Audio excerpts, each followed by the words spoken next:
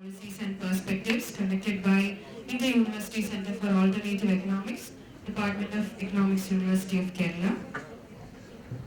Our second technical session is on the topic Quality of Higher Education, Capturing the Present for Future. And in this session we have two speakers, Professor A. Sukumaran Nair, former Vice Chancellor, University of Kerala. He'll be speaking on the topic Quality Improvement of Higher Education through Teacher Improvement. There will also be a presentation by Dr. Asha JD, Assistant Professor, Department of Education, University of Kerala, and her presentation will be on the topic Quality Issues and Trends in Teacher Education and Alternative Perspective. One and all, once again, welcome all to the second technical session of the day. Let us, without wasting any time, let us begin the technical session 2 on the topic Quality of Higher Education, Capturing the Present for Future.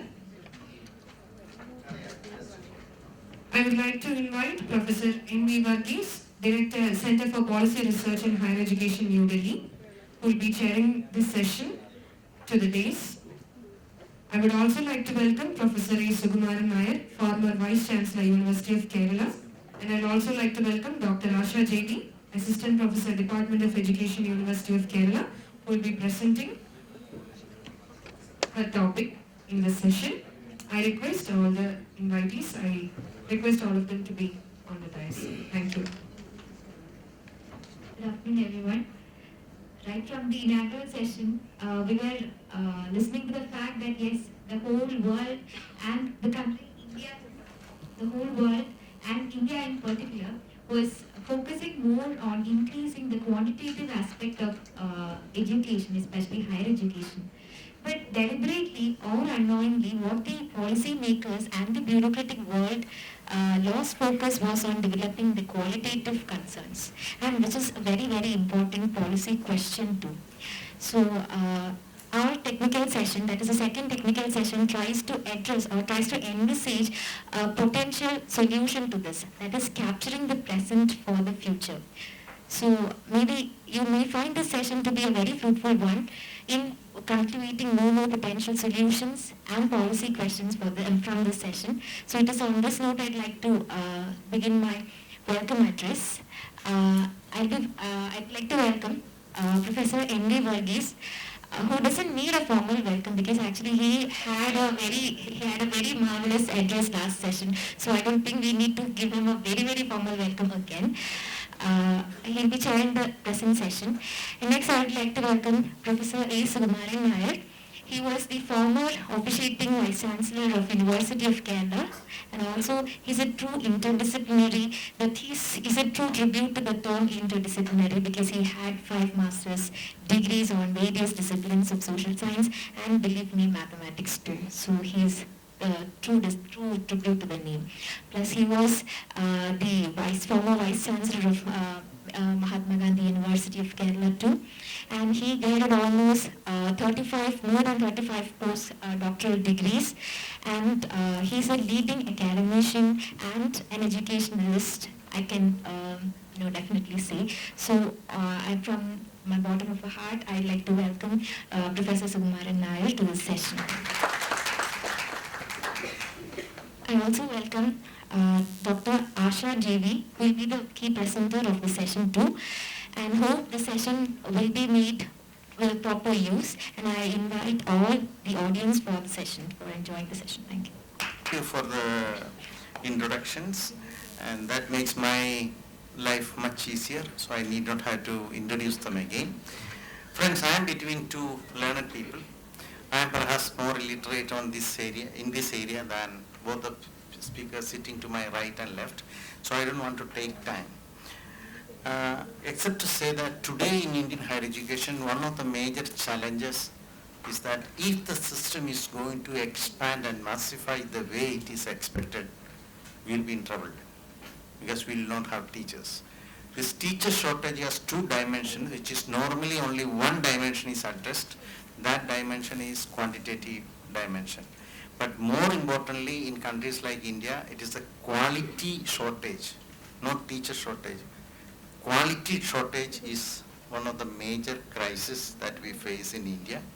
And I am very happy to welcome Professor Sukumaran Nair to address some of the issues related to that. And he not only has a theoretical understanding, but also practical, lot of practical details that he knows, and he himself was heading many of these initiatives in the universities, not only of Kerala University, but also in other universities in Kerala.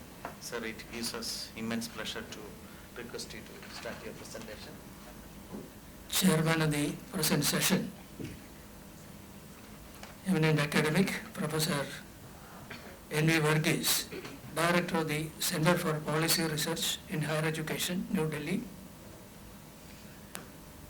Dr. Asha, Senior Academic from the University Department of Education, other distinguished academics, researchers, delegates and friends. I would at the outset congratulate the agencies responsible for organizing a program of this kind, which will help us to take a second relook at the way we are practicing our system of education. Of course, the chairperson rightly pointed out there is a deficiency in quality education. It really means, the professionals in the system are practicing the system non-professionally, or else this will not happen, because if you look at the development of higher education globally, you will find that many of the smaller nations with lesser inputs for education during the 60s and 70s have suddenly shot up to the higher positions in the running higher education. One very striking example is Malaysia and Singapore. I personally happen to know the system because of so many family connections and all that. There was a time when high school teachers were not available for running schools in both Sri Lanka, it was called Ceylon at the time, and Malaysia, which was called Federated Malayan States. Now in both these countries, they have been looking to people very often from Kerala. This state used to send, qualified graduate teachers for running high schools. Even schools at the time was a rarity. Now these schools and colleges, both Malaysia, many of the Southeast Asian countries, almost all the important Southeast Asian countries, they have upgraded their levels of performance several fold, and they have come to are moving to the top. Singapore model has been copied by American system. They never used to copy anybody's educational system because they were leaders in running higher education all through. And it is American system which has more recently absorbed, trying to introduce what's called the Singapore model in some of their institutions. Now why I am saying all this? The theme which I have selected is one which has been really giving me a lot of anxiety as a teacher, first and foremost, as a researcher. Almost all important capacities I have served. For a short time I was Commissioner for Education and was responsible for running even school system for a short period, about 3 years. Now what I have found, or what I have conjectured on the basis of my interaction with this system in the country, almost all the older universities or places which I visited professionally for various purposes, so UGC, specialist member sometimes for delivering lectures. In every case, I found that we have a very intelligent system of teachers, very committed, and very often, very highly intellectual groups of teachers in this country. So very often people think that quality of teachers is not, in this country, is not comparable with what is happening in countries like US or Britain. Anyway, the teachers are known to be good. I do not want to go into the details because I have proof that this is so. And also the cognitive potential, that is our learners, they are also some of the best that you can think of. I have research proof for this also, because as a psychometrician, long back I was conducting tests of intelligence for students, global intelligence survey, the portion to be tested, South India was under my control.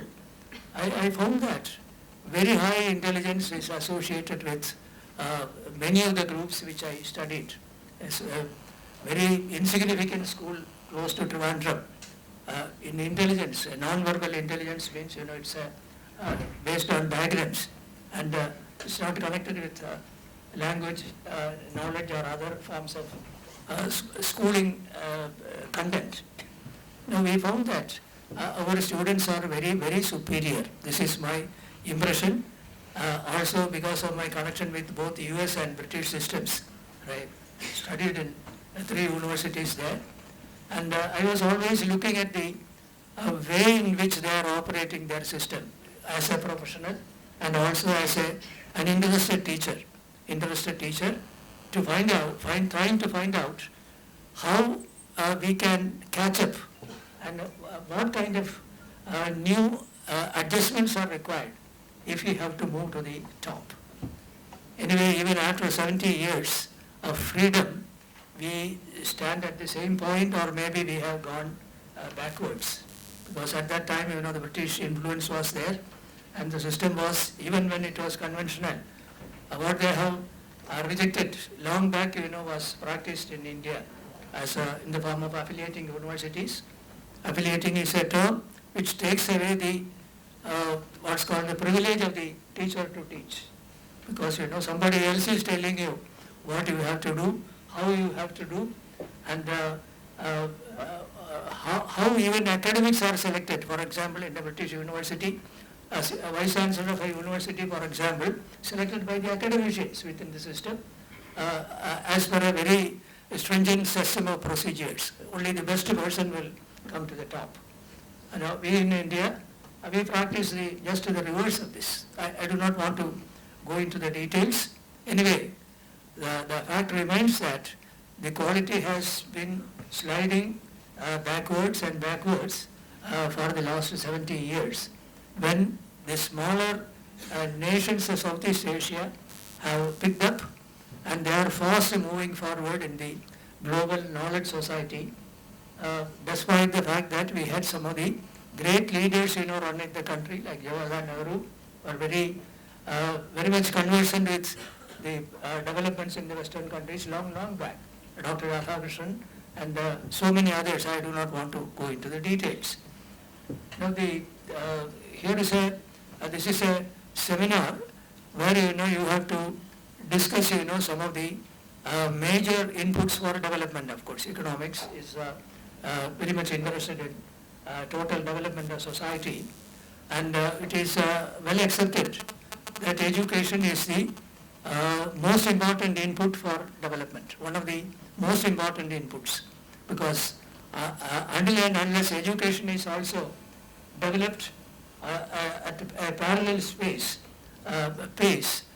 it will not be possible for a country to develop. Of course, economic development we have in certain many important areas, but all the same, what's called the mental development, which has to go hand in hand with the other forms of development, monetary and other systems, that is not happening.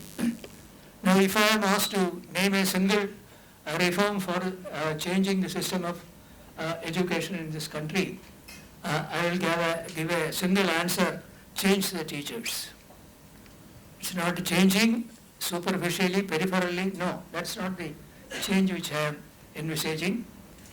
It is a deep level professional change, and this is what is called, empowerment of the teacher. Empowerment means he has full knowledge of what he has to do and is given full freedom to do what he wants. These are the two very important things, connected with two important assumptions behind what's called an empowered system. Teachers empowered, running the system will also empower the institution. Empowering the institutions, you look at Harvard University or MIT or Stanford. Now these are universities which are part of the academic thinking of people all around the world. So, I was a student of the Stanford University, for example, both London, and I do not want to go into the details. I have found that all of them operate the system of education, their systems of education, with a different mental setup, different mental set, and also making use of the latest professional principles which will cater to quality. So how to change the system and compete with the rest of the world? The answer is change the teachers. Change the teachers properly, empower them and use them for running the system in a totally different manner. Of course, governments have their own limitations. Once we didn't have enough money to run the system. But now we have the money, but we are unwilling to adopt the scientific methods used for quality improvement. Is it the first frame? First.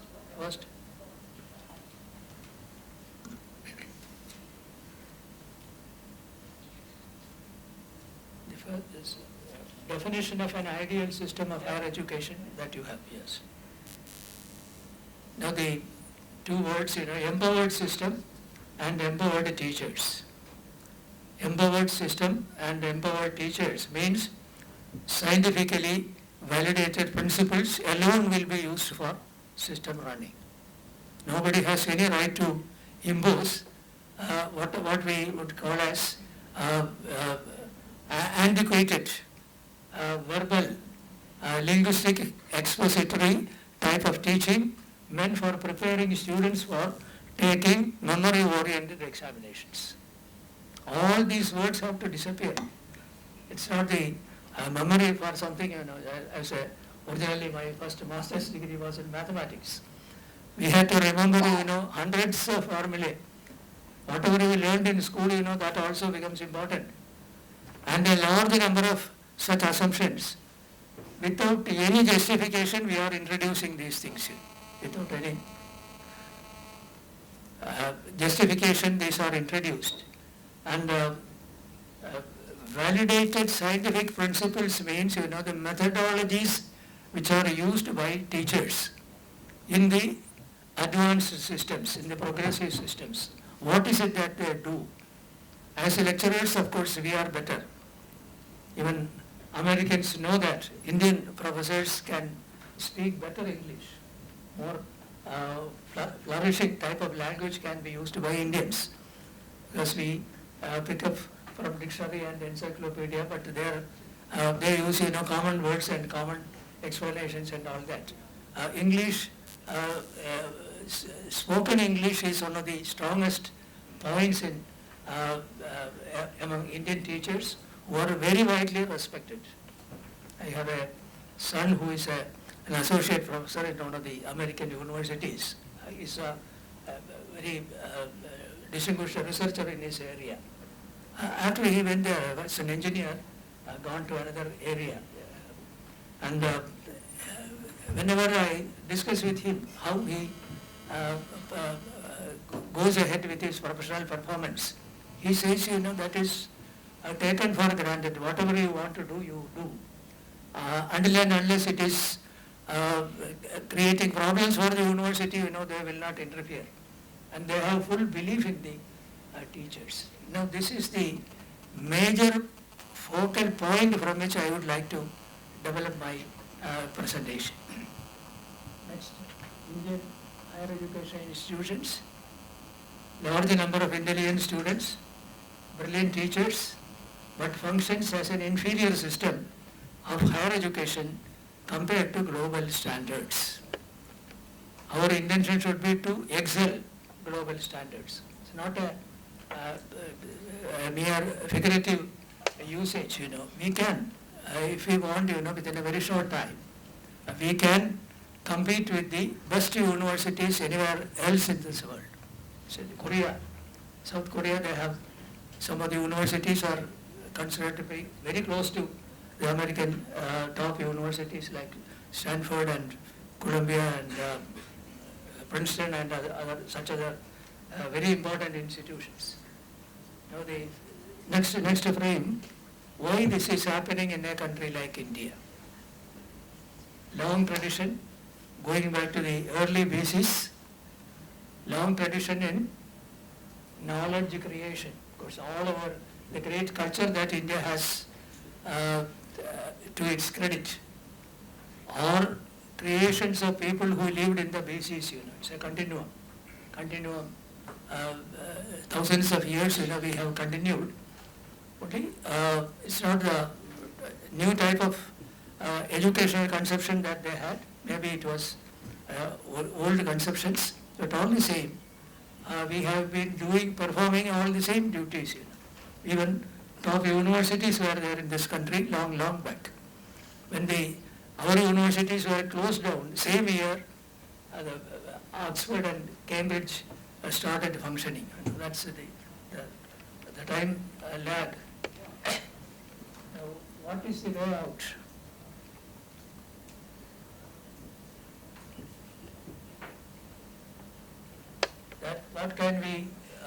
How can we catch up? The principles and procedures are known. What is good higher education is known. Because all these great universities, they demonstrate this.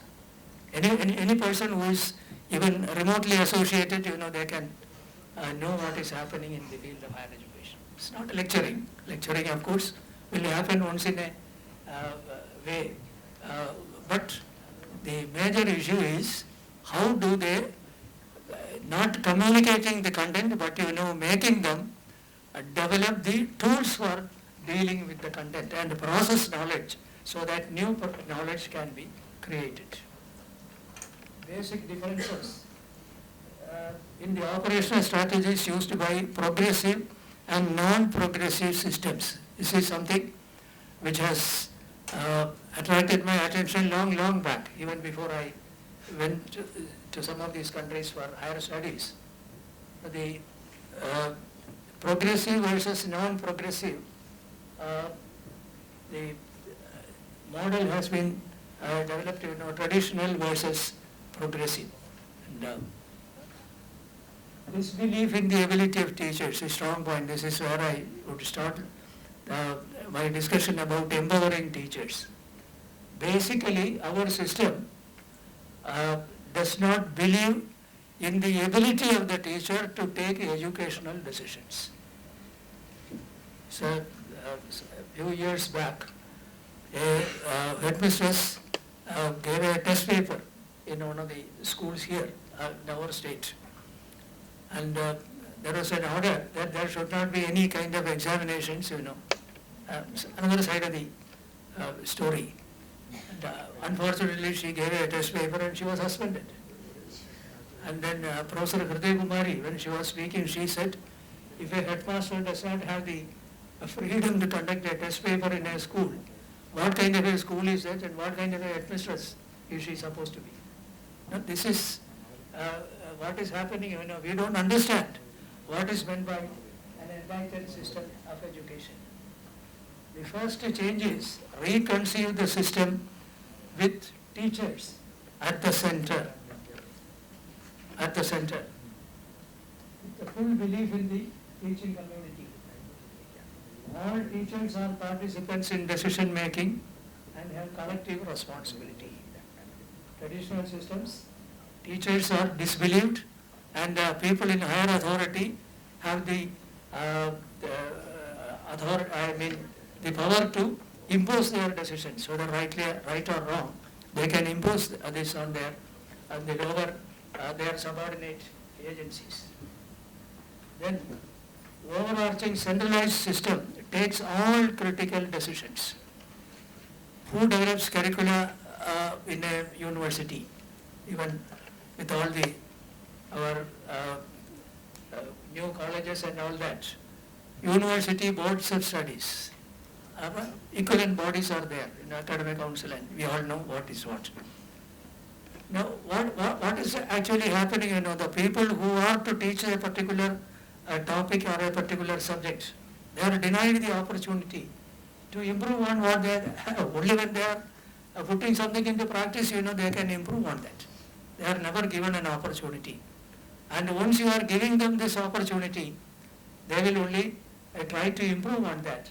And in another 3 or 4 years, they will be borrowing the models from London School of Economics for teaching economics, for example, and maybe 2 or 3 Harvard University and all, and combine, and probably you will have one of the best curricula for teaching a subject X, Y, Z. Now, this is one thing which I wanted to centralize the decision making. Managing systems will not interfere in the internal decision making. This is a very important thing. If it is done in any Western university, there will be opposition, and nobody will dare to do this. Traditional system, non-empowered teachers whose only choice is to teach as per directions from above. That is the rule. Even small things, once, years back I remember the government of Kerala gave an order, English should be taught, English in school should be taught using what's called a situational approach. It's a very important approach, suggested by the British Council. But do they have the power to say how English is to be taught within the classroom?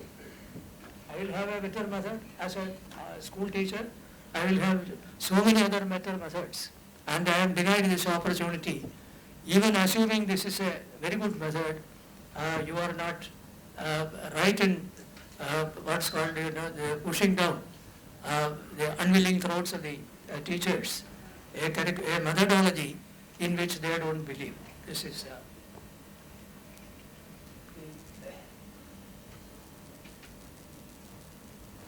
fully empowered teaching community with freedom to teach in their style, and having academic autonomy is a first essential if you want a better system of higher education in this country. Then next, curriculum is designing is the prerogative of specialists. And the progressive systems, every teacher has a role. It's a collective thinking on the part of the staff and of the departments to decide how exactly an ideal curriculum can be developed. There is nothing like any boundaries. For example, I remember when I was opting for a course in Stanford University, the professor decided that there will only be an oral test at the end of the course. Nothing happened. I think they are doing better justice than the memory-oriented exam that we take at the end. Better your memory, you will be treated as a superior student. Methodology in the traditional system for memory-oriented teaching, and methodology of teaching in the progressive systems decided by the individual teacher. There is nothing like any imposition from outside. Then the student admissions, every school or every college in a progressive system, they will decide who is to be inducted into the institution. You think of the MIT, for example, I have Massachusetts Institute of Technology, one of the topmost institutions. 1 year it figured as number one in the global ranking, one of the most famous institutions. Now what has to happen within the system, it will be, they are leaders, what they do will be copied by so many other universities elsewhere. So student learning made subservient to the all-pervading assumption that learning equals examination preparation. This is what we do. Even after 70 years of freedom, we haven't understood what is our disease, and then only we can treat. And the next, admissions, teacher selection, they are all done by the academic group within the institution. That is the unit.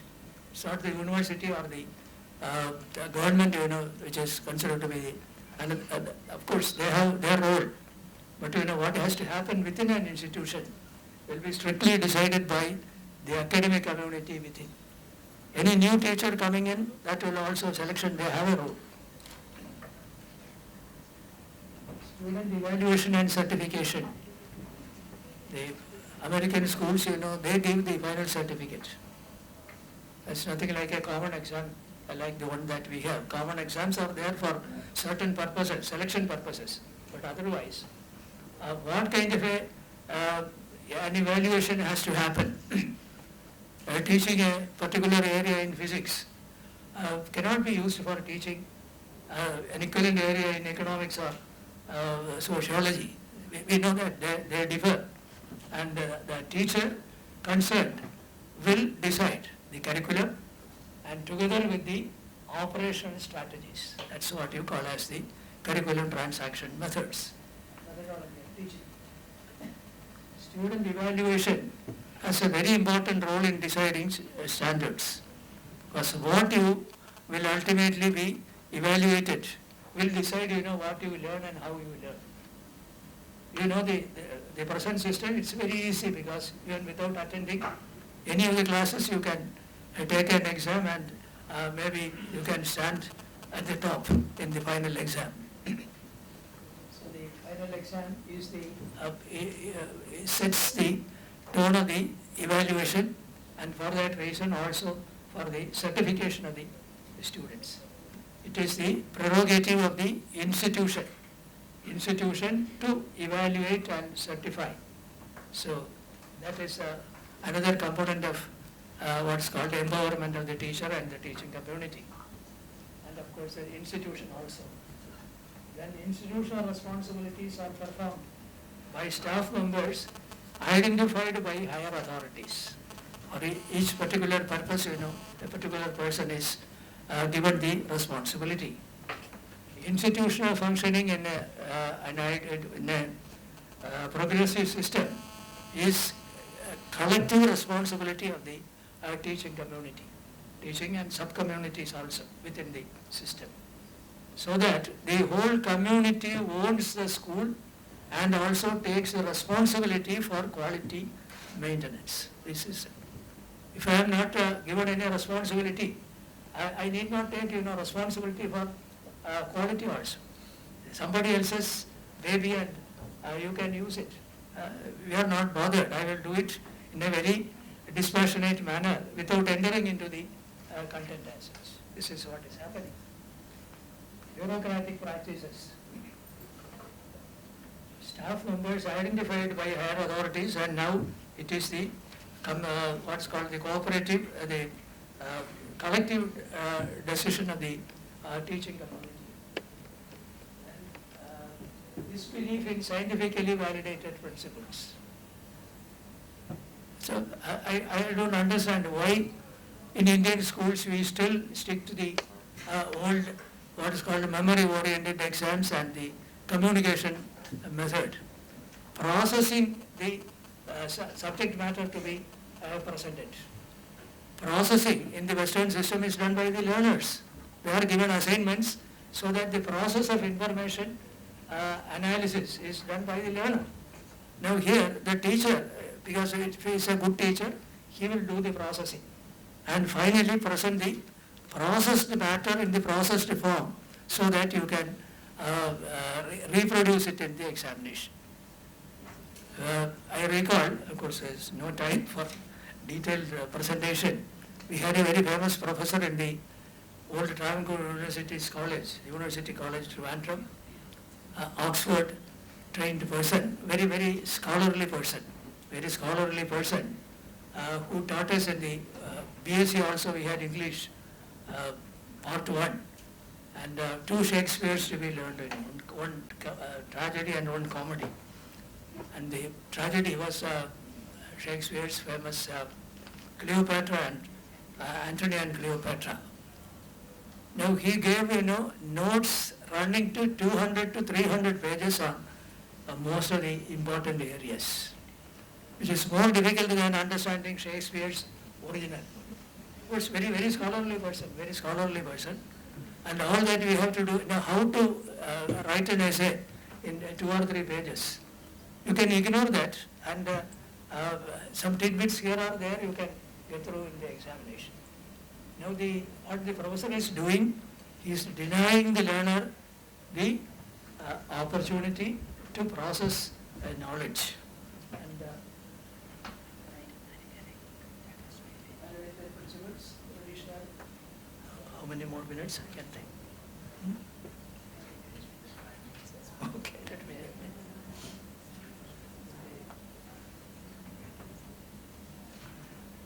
Now the stakeholders of the system, employers are there, the guardians and the parents who are sending their children for education there, they are all there, stakeholders are there. They don't have any voice in the decision making of the institution. It's a very undemocratic, it's what's called a closed system. Education as a closed system.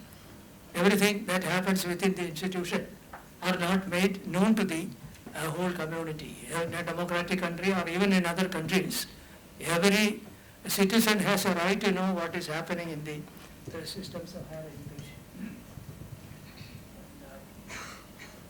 Minimal role for other groups. Entire teaching community are responsible for quality maintenance. This is the most important thing to be put in mind.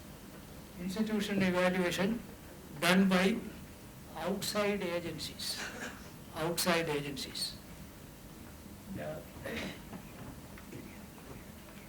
System responsible for quality maintenance, institution responsible. Institution is responsible, not individuals. And the final comments, reorienting teaching and evaluation.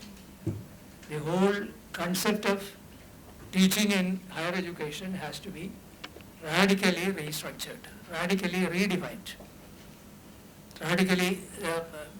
Many people, whenever they speak of changing education, വിദ്യാഭ്യാസത്തിൻ്റെ അലിവും പിടിയും മാറ്റണമെന്ന് ഒരുപാട് പ്രസംഗം കേട്ടിട്ടുണ്ട്. It's a wholesale change. How to do this? As no clear answer is given. Increasing of salary, admission of students, how to admit students to medical college, all these are important, not that they are unimportant. But the more important things are ignored when we focus on what are called first order questions relating to higher education. What's peripheral, which every Tom, Dick and Harry is supposed to do, supposed to know also. Whether the exams are conducted in time, the latecomers are dealt with, all these things are there, These are all taken for granted. So first order, second order, third order, now the higher education systems are dealing with fifth order questions now, according to modern educational management. So here, the very important thing which I wanted to place before this group is that modern educational management of higher education, a new movement has developed in the late 20th century and the first decades of the present century. It's called managerialism in modern educational theory. That is one of the most dependable methods for changing, improving quality. Most significant. That's they say, if the management models are properly utilized, that is how Singapore and other countries, Sri Lanka and others, they came up. If you want to do that,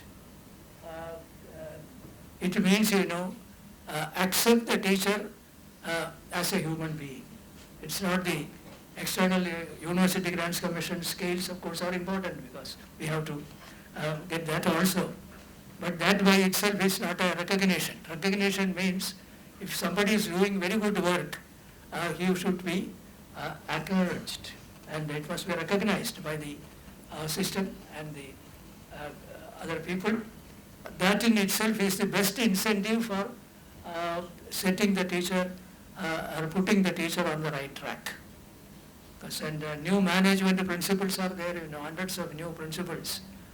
With the proper leadership, any institution can be developed and pushed up to the levels of the best institutions anywhere in the world within a short period of 3 to 5 years. And this is what Singapore and other countries did. So the system, which does not believe in itself, will not get public acceptance.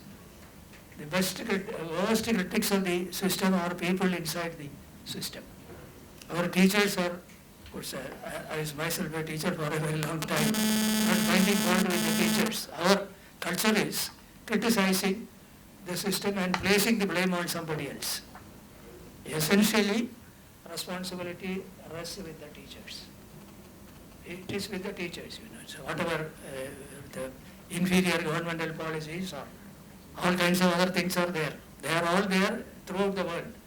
But the what's called the denial of the responsibility to the teaching community can never be accepted. The teaching community, go to a hospital, it's the doctors who are running the show. You cannot say that a particular watcher didn't open a particular lab and all those things. Anyway, I wanted to stress, this point. That is, redesign the system. I had so many other things also which I wanted to place, regarding new management principles. For example, one principle, people dislike work and will avoid them if they can. It's an old assumption in old management. To the extent possible, you will avoid doing work. Now the counter new statement that is used in the present system. Work is necessary for a person's psychological well-being and development. So new theories are there, McGregor and others. I do not want to enter into any of these things. So many of the older laws have been redefined. And it is based on these principles, validated principles, scientific principles, psychological principles are used, sociological, behavioral, institutional behavior has their own principles. All these things are fruitfully combined to develop what is called a new model of managing systems of higher education by using this and totally accepting total changes for creating a new system. Autonomous colleges, the question in a Western university, I spoke about autonomous, the word autonomous. They said, does it mean that your colleges and universities are not autonomous? If they are not autonomous, then how can you call them by the name university? This is the question. So we are at two extremes here. We have to see that this gap is closed, and we have also a social responsibility. Immature youngsters who have no choice but to take our inferior education if inferior education is given, practice in the system. No choice. Only this is, and we are really destroying whole generations of learners who can rise to the highest levels.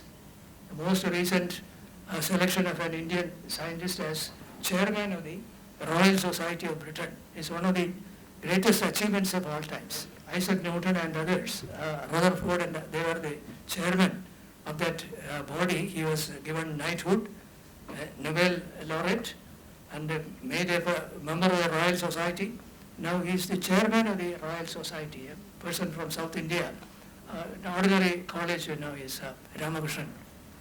And why I am saying this is globalization has happened, and the old models, our old yardsticks, and the old environmental conceptions, all these things are changing.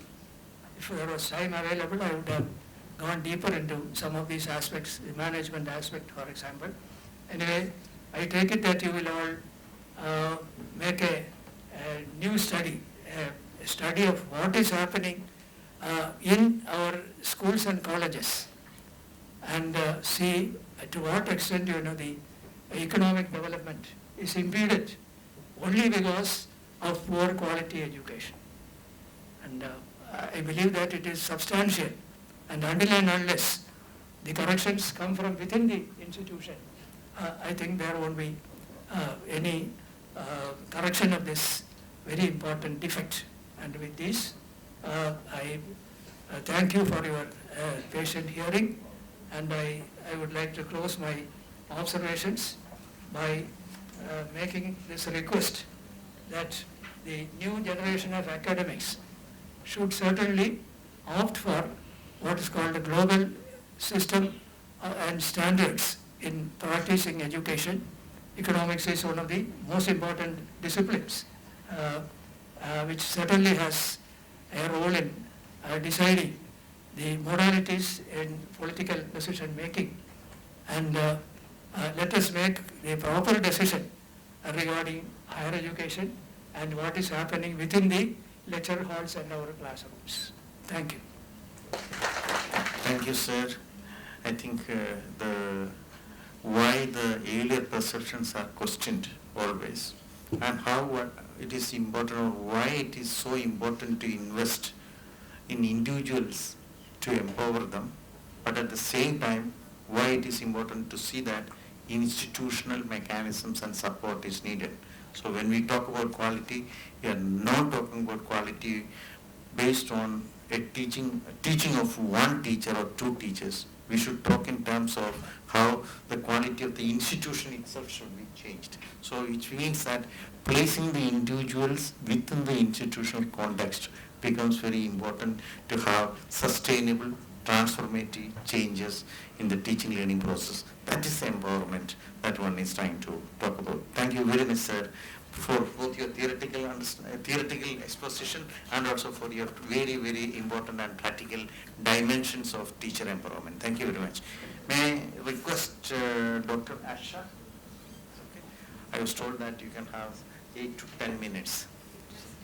You can choose whether you want to have 8 or 10 minutes. I will try, sir. I will try my level best. So at the very outset, let me take this opportunity to thank the organizers, Professor Abdul Salim, and the faculty members of Department of Economics for giving me this opportunity and sharing a session with Suman Nair, sir. And this, I would like to start from where sir stopped, like the members of the system, like teacher educators, how they think the defects of the system are. So it's a very small research I have undertaken with 42 teacher educators. These are all introductions. Because I have to confine myself to 8 to 10 minutes, I will skip all these things. So let the slides speak. Let it go then. These are the excerpts from some literature I have reviewed showing that teacher education is an essential aspect. Teachers should be educated. Pre-service teacher education has significant role in the teaching competence of teachers. And some researchers also point out that the teacher education has relatively little impact, and for contradicting this, some other researchers are there showing that teacher training has been shown to be ineffective. If it is ineffective, it is arguably the reason is the design of teacher education provided, the system, the curriculum or the institution is responsible. It's like the argument goes, and my study the regulatory bodies, NCT. Now teacher education is under the control of NCT, and the curriculum frame has been redesigned and revamped. Next. You go to two more slides you can skip. So, and the 2004 revisions, the teacher education system, B.Ed and M.Ed, graduate and postgraduate system has been converted to 2-year course. Earlier it was professional 1-year course, and now it is 2-year courses, and naturally the students, after completing one graduation and post-graduation, they used to come for B.Ed and M.Ed. They are reluctant to join these courses because 2 years will be lost, 2 plus 2, 4.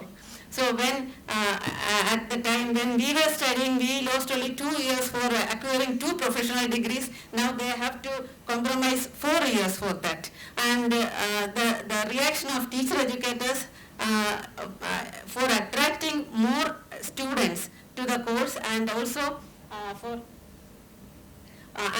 for modifying the course has been, means I approached some teacher educators and they have given their suggestions, and we will see the suggestions.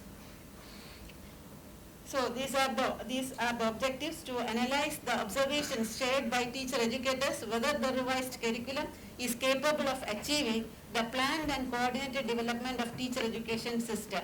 So this is the objective: planned and coordinated development of teacher education system, which has been envisaged by NCT.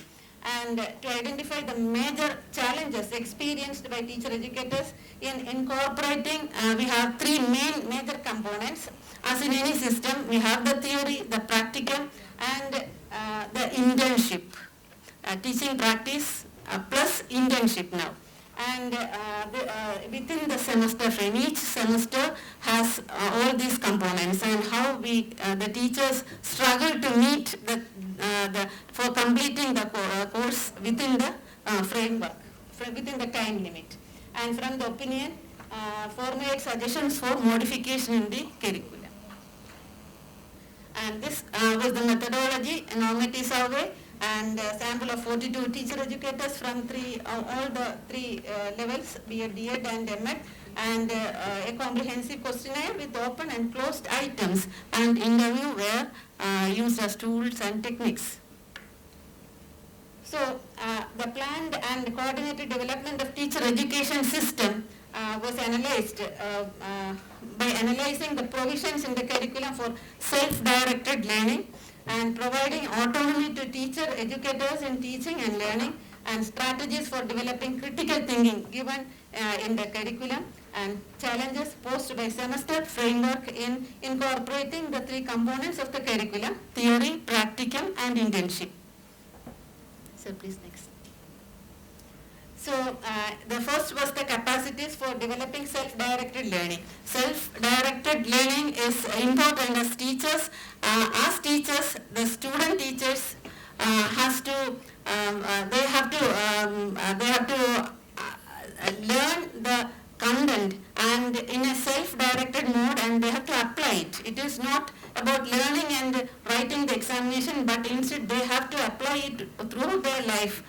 Whenever they are teaching. So in that aspect, they have to have the self-directed learning, and for that I have given some 6-7 attributes, like positive attitude, teaching competency and content knowledge, innovative teaching they are applying in their teaching learning process, and realizing potentials of learners, and understand ways of self-development, and develop intrinsic motivation, and develop leadership quality. And the teacher educators, they have assessed it and evaluated it in a 5-point scale, and on an average the self-directed learning capacity of the curriculum was rated by the teacher educators as 3.45. And the strategies for, you have skipped one. Strategies for developing critical thinking. Critical thinking is very essential for any teacher, because we have to have critical thinking for any problem. We will face so many problems in the classroom in our day-to-day life experience in the classroom teaching process, and also whenever in the society there is the need for problem solving, and problem solving will happen from our critical thinking. So as teachers, the curriculum should equip the teachers to develop critical thinking, and that has been assessed. The components given there solve the common problems. Means for developing critical thinking, the curriculum framework is giving two aspects, that is critical analysis of educational films and critical review writing of any educational material. So these are the two assignments given in the curriculum for developing critical thinking. In addition to this,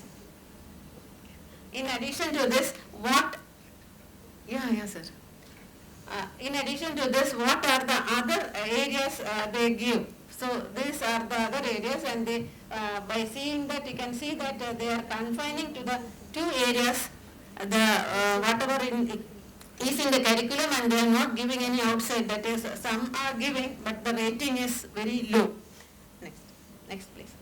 And the semester framework, of course, the semester framework, like sir was pointing out, of the Shakespeare, how Shakespeare has been taught, and like that they are giving lecture notes, either by dictating the lecture notes or giving the tips as PowerPoint presentations, they are completing the course. And but actually the curriculum envisages to complete them, the theories should be practiced in the class through their teaching, like constructivism. If constructivism is there, they have to organize constructivist classes, and they have to take classes through that principle. But it is not happening. So in short, the curriculum is overburdened. Everybody has that. And the theory practice gap. There are so many arrangements done in the curriculum to bridge the theory practice gap, but it is not at all practiced. They are not trained to practice it, or either they are not practicing it in the real sense. And issues emerge due to marketization of education, that has been discussed, and I am not repeating it. The self-financing colleges, the mushrooming of self-financing colleges in teacher education. And what happens is the academic freedom.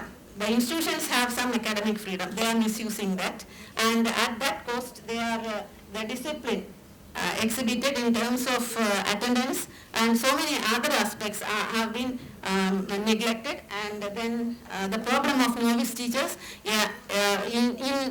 during one semester itself they will have 2 or 3 teacher change for for one course, and this happens. And the inexperience, the sharing, no sharing of experience from the old faculty, so that what we get in other institutions, it is not happening in the self-financing institutions. And areas to be strengthened, they have art education and work experience, and they are writing a practicum or a record and completing the art education, but instead they can, sir, I will stop just now. Developing skill of calligraphy, which is important now. Teachers, they are not developing the skill of calligraphy, which was earlier there in the education system, right from the primary stage. Now it is not there.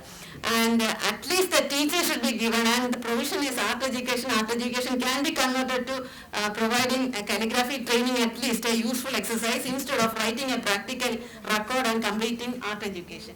And work experience also, for work experience they have to present a practicum record, and within that practicum record, what experience they are getting, we have to think about.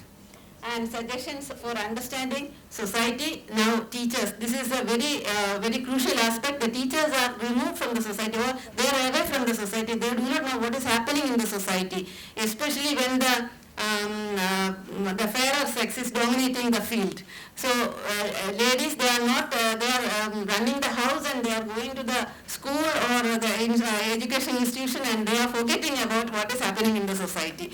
And they do not get time actually. So they are not reading newspaper, they are not in the field, they are not even watching the TV. I don't know, apart from serials, they are interested or not. So in this context, so at least in the teacher education, there are areas where we can give them a social community orientation. one component in the curriculum, that is community living. Community living is for one day, and it is living in the community. The school community or the institutional community will live together one day. So they will enjoy, they will merry make one day, and they will go. And what community practice, community experience they are sharing, that we have to think about. So evaluation also, sir has pointed out many points. I also have so many points to speak on evaluation. There are areas where we need urgent changes. And next. So the one aspect which I wish to stress is we should have the teacher educators, student teachers are making so many records, practicum records and materials, and these are not kept. And institutions have to have repositories. At least they, for the sake of this curriculum frame, they have techno-pedagogic curriculum, and technical part is only PowerPoint usually used. Exceptions are there, I don't deny, but the usual technology part is completed within the PowerPoint. So instead, they can make repositories keeping all the, accessing all these innovative ideas which student teachers developed. They can be kept in the repositories, and it can be used for community, and especially for assistive tools they are preparing. Assistive tools can be handed over to such institutions where it is required, or to the schools, provided to the schools for bettering the quality of inclusive education. And these repositories can have one more good thing, that they will not be copied down the next year. They will at least go for innovation. And with this, I have ran through all these things. I have more points to, actually it's a very elaborate essay. I was shortening it, and this PowerPoints I have made very shortened, but within 8 minutes, 15 minutes. So for extending the time, thank you, sir. Thank you. Thank you, Dr. Asha. Before I open for discussion, two quick comments in one minute. One is that when we talk about teaching and education, quality of education, one has to see that for primary education, the Sarkari sector, but there is training taking place in the higher and other institutions. All university departments of education are doing mostly research and teaching only for secondary education. Secondary education. But what happens is that when it comes to higher education, the teacher training, orientation, empowerment, and many other things that are discussed falls between the stools. So it does not take place, it does not happen. There are efforts to see that, but Dr. Asha was referring to the NCT. So that is one dimension. The second dimension is that when you talk about quality of higher education, teacher is an important dimension, but we should not confine only to teachers. India has established quality assurance mechanisms and accreditation agencies, which Professor mentioned as the external quality assurance mechanisms. Then we have internal quality assurance mechanisms, and the universities are preparing IQAP reports every year, and that is discussed. So these are also the dimensions that we should consider, how these systems are operating while discussing about the quality of higher education. Friends, we can spend around 15 to 20 minutes for questions and answers. So I request you to identify once again, even if you have identified earlier, before you ask the question. And if you try to be brief, we can give chance to more number of people. Thank you. Sir, I have a question. Sir. So my name is Reshma Rajivan. I'm an MA student from Karivattam campus, University of Kerala. So my first question is to Sukumaran sir.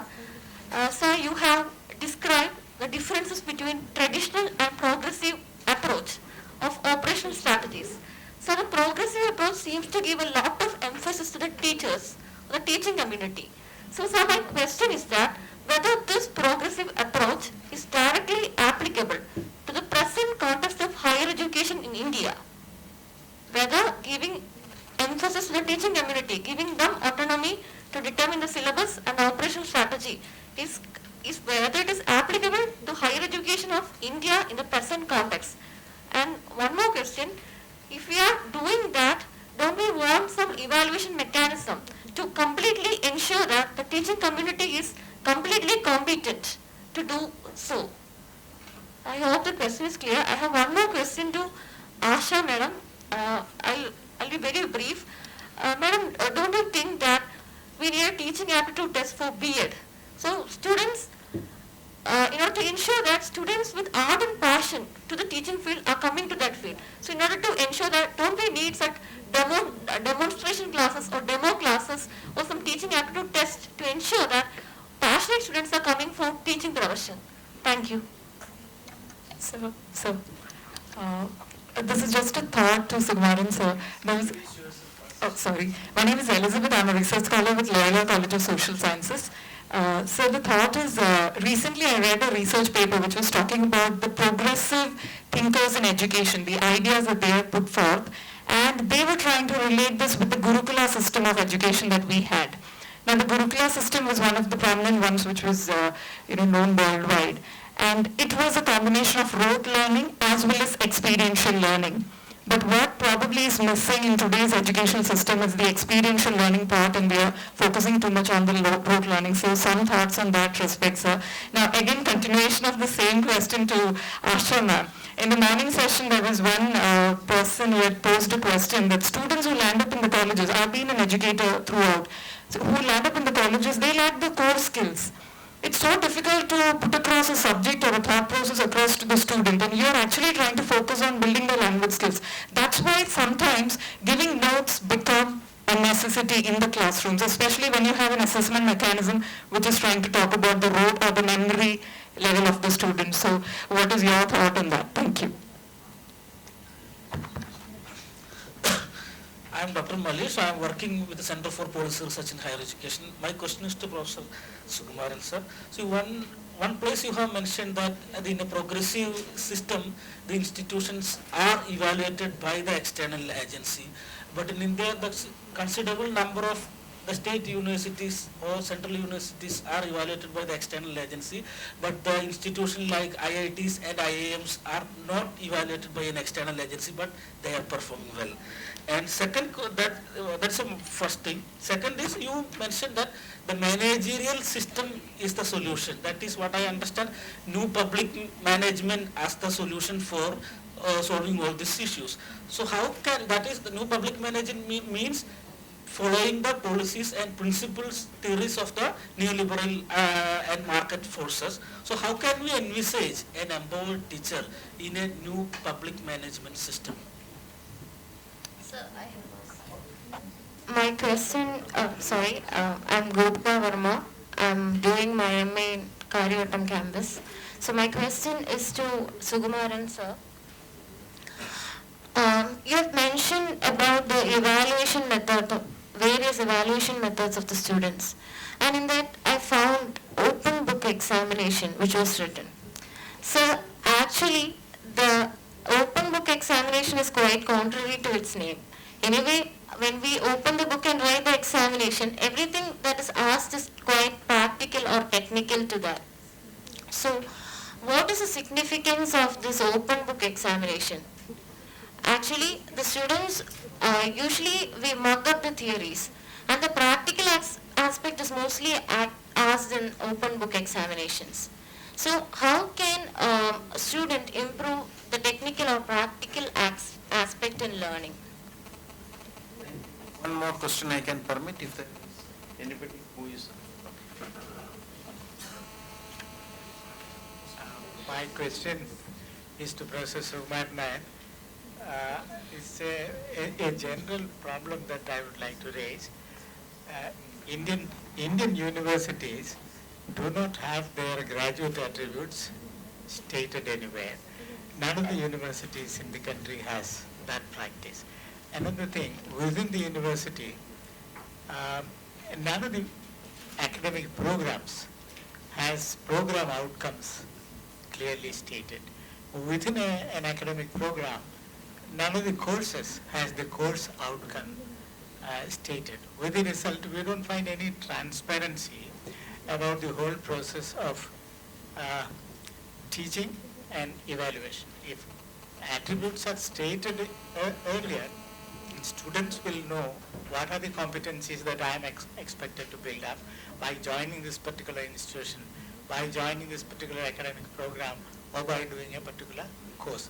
So there is no learning outcome or program outcome based competency declared by the institution, or institution doesn't take up any responsibility as such. And then teacher, with respect to deciding the instructional strategy, methods, learning experience, whatever, and there is no focus on the learning outcome. Everything goes as something taken for granted. Now, with your lot of experience abroad, what would you suggest for at least Kerala now to have these things clearly stated and sort of openness and transparency assured? So the first question relates to traditional and progressive approach, and how applicable is the progressive approach? The process. You can sit first.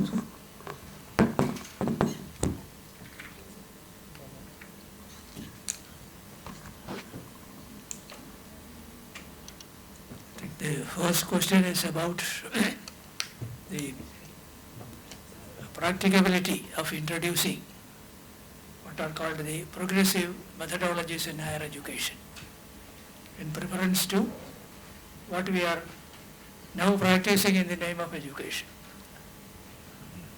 Actually, if you make a survey of what is happening in higher education all over the world, more than 90% of the countries have re-opted for the progressive strategies. Even that is why I spoke about whole of Southeast Asia. They have changed. They have changed. The question is whether it is applicable or not. Every good thing is applicable anywhere in the world. We have to accommodate. If it is important, education is important, then, and if the new methodology alone will give proper quality education, we have to adopt that. How we do it? How are we different from other countries in the world? If America can do it, of course, you spoke about a lot of money that they are investing in higher education in those days. I feel that that's not the only reason.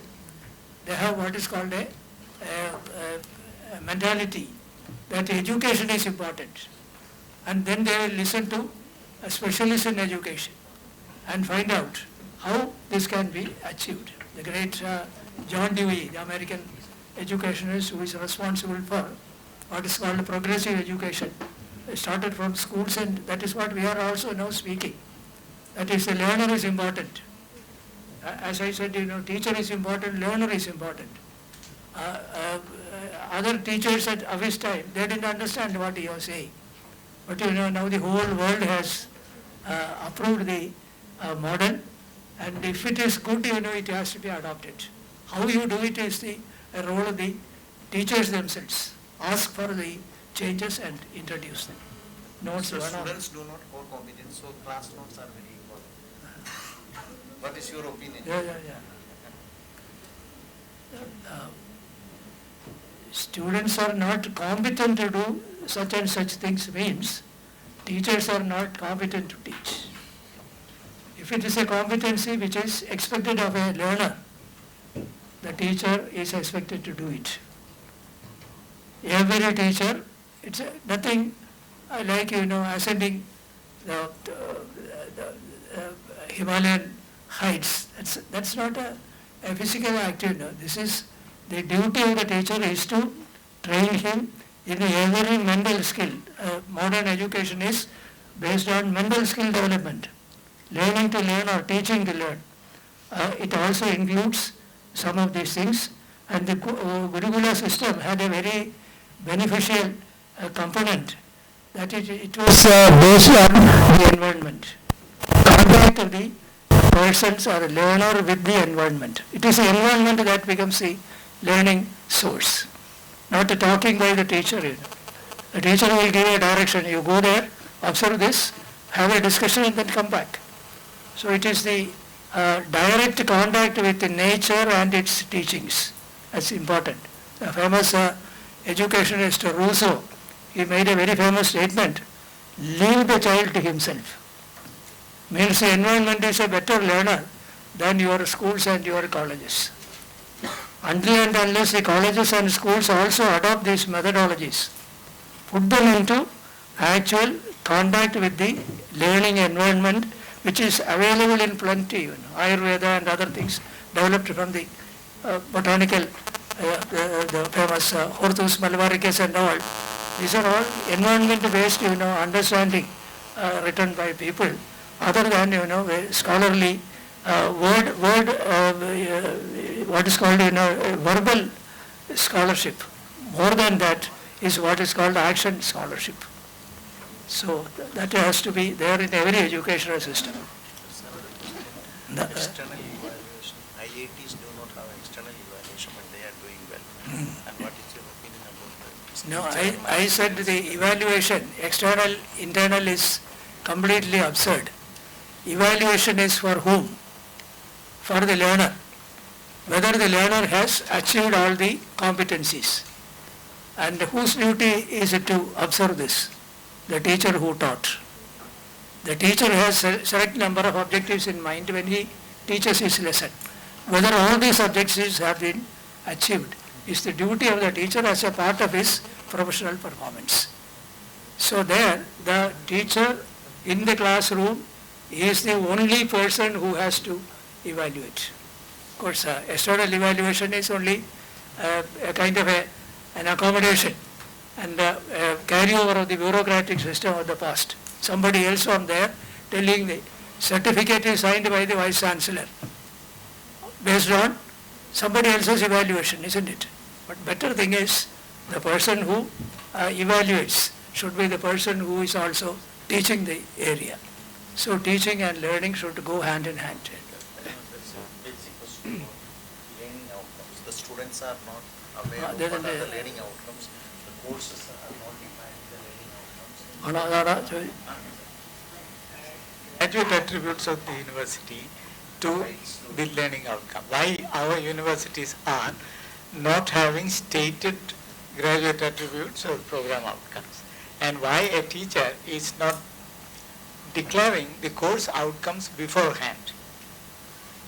That practice is then Harvard University is well known, not just for Harvard University curriculum and other things. Harvard University graduate attributes as well. Or Stanford University's graduate attributes. We don't have any of such institutions except nursing BSc, which was copied from Germany. Therefore, graduate attributes are there. The roundabouts of the middle of the Any comments? only comments I have. So the first time educational thinking came out with a presentation that a teacher should know what kind of behavior changes he is going to achieve as a result of a particular type of teaching. First time. I myself has my bachelor's degree in teaching. Very unusual types of wordings were there, class in English. You teach a small piece of poem to a child of 6 or 7. One of the objectives is to develop a feeling for English poetry. Feeling for English poetry. When you teach a small stanza in a low school division, you are making a claim which is never reached. For the first time in educational theory, the famous Benjamin Bloom, the famous examination expert who was also in India, I happened to be a student in Stanford University after he came back from India. I remember first time he said, you must first define your outcomes before you start teaching. A topic is given. It is very unprofessional to claim that such things like feeling for teaching, developing international brotherhood, teaching history, it will do just the opposite if it is not properly taught. So, sharp and scientific definitions of outcomes is one of the first essentials for good teaching. And then you choose your methodology. Methodology will change. For such and such an objective, this is the ideal group of methods. So that way, giving a professional shape to instructional strategies started with the Bloomian taxonomy. Even teacher education doesn't have a proper taxonomy. I was arguing for that. What are the outcomes of a teacher education course? It's not 1 year or 2 years which are important, but you know how you do it within the short period available. Many of the Western systems, they have very sound procedures for developing all the competencies expected of a teacher, X, Y, Z.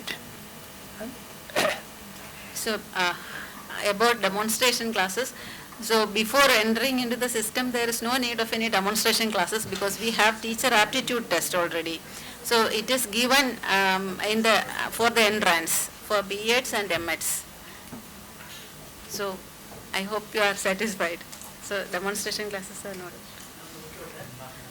Sure, sir. And there is self-development courses included in the system. So that self-development courses actually, it is for writing skills and self-learning skills. Academic writing and self-learning. In our curriculum we have included it and NCT has recommended that also. So for D.Ed, B.Ed and M.Ed. So all the 3 courses, it is there. So if we teach that, it is having fewer credits and usually we teacher educators, we neglect that. But it is very important. So don't see the credits, but we have to be sure that those self-development courses are taught in the class. It is taken thoroughly. And like Sumar Nair sir said, the teachers are responsible. Especially in this teacher education programs, the role of the teacher is very important. So however we are, so we can mold the students like that. And what qualities we have for a teacher, the same qualities we can only develop. So that is what I feel. Thank you very much. It is getting too late so for us to call it a day. Friends, I don't want to make any further comments except 2 brief comments. One is that, something that is, I'm not speaking on behalf of the trainers, I am talking on behalf of the students. So the younger generation, please listen. One of the challenges the teachers face in the higher education system is that the students' expectations are very different from what the teachers are providing. This comes because of 2 things. One is that previously the teacher remained unchallenged in terms of the source of information. Today, the teacher is not the source of information. And our study shows that in the classroom observation studies in higher education shows that sometimes the students are more informed than the teacher. Students are more tech savvy than the teacher. And when the teacher is speaking, now there is a mechanism to check whether the teacher is speaking, like in the presidential elections in USA, whenever somebody is speaking, there is a check on facts, So things are changing. I'm not saying that this is happening all over the country. There are also instances where people still live in the 13th century, 14th century technology and teaching learning processes, but there are also people who are in the 21st century looking towards to the 22nd century. So the classroom, what we define as classroom, has dramatically changed. That questions the changes in the existing teaching learning process. That is a big challenge. How do we move from a teacher from teaching to a facilitator? That is one. A second notion, again for the younger generation, there is a notion of entrepreneurial students which is coming up. Previously we used to know only about entrepreneurial universities. That is associated with the managerialism, the change that we talk about, the move from the state to the market, and new public management with Dr. Malish was highlighting. So that is one dimension. The second part of that dimension is that the students try to do what they want and they want to learn what they want, and the classrooms are not giving. One of the reasons why MOOCs, I mentioned about the MOOCs and its attraction, one of the reasons why MOOCs is so attractive is that I want a degree to write a competitive test. So I had to come to the class or not, I had to get a degree. So this paper qualification syndrome is very essential. But if I want to do something and compete really or perform well, I need something else. That is where the MOOC courses are coming up in case of many students. So what is happening is that this is the notion of a flexible, technology-based arrangements to learn what I like to learn. I go to the classroom and I will learn what the university tells me to learn and what the teacher tells me to learn. But that does not satisfy me. That is not in line with what I want to do. And this is a notion of entrepreneurial students. I just mentioning these two things. These are the type of things which when we go abroad and teach in the classrooms, these are the type of things that we find very, very challenging and taking place in the advanced countries. Since you all belong to the younger generation and mostly more tech savvy than people like us, So I thought that I should reflect these changes that are taking place. So it is not just through the teacher training alone, which is very important, but there is also the role of a classroom manager or the teacher's role as a facilitator. That needs to be emphasized. In many of the foreign universities nowadays, the PowerPoints are given. There is no lecture, there is only discussion in the classrooms. The classroom is essentially for discussion. When we talk about the blended learning, what is taking place is not lectures, So many changes are taking place. These are very important. Unfortunately, our institutionalized structure of teacher development is not in a position to capture these dimensions and effectively change the classroom. That is one of the limitations that we have. So I should not take much time. Thank you very much for a patient listening. I think somebody wants to make a formal vote of thanks, so I don't want to take away that responsibility. And thank you very much. Okay, thank you very much. Thank you, sir. I invite Ms. Gopika Verma to propose the vote of thanks.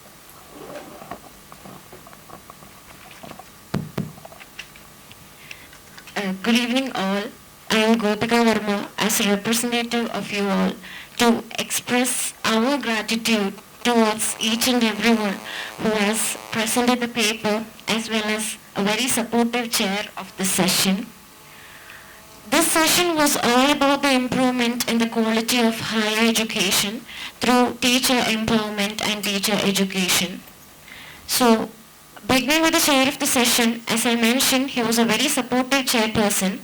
I thank Professor N.V. Varghese, sir, who has become a close acquaintance to all of us.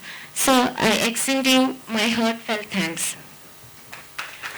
Now I thank Professor A. Sukumaran Nair, sir, who was a former Vice Chancellor of the University of Kerala. He talked about the quality empowerment of higher education through teacher empowerment. The most striking part of his presentation was the way he prepared his slides, which was very lucid and everything was very clear in that. And he talked about the age-old belief about the role of the teacher and disbelief in the power of a teacher.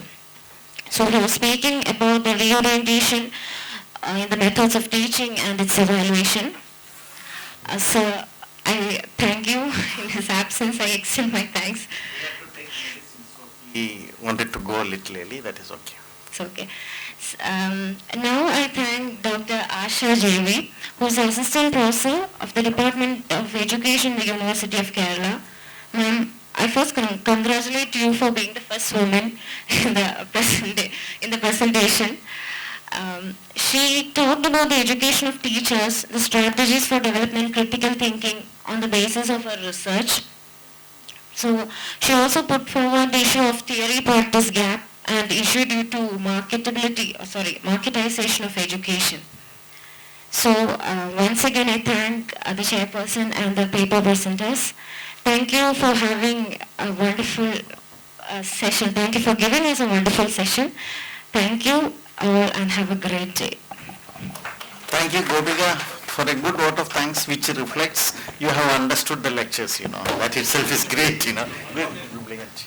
I request all of you to stand up for the national anthem.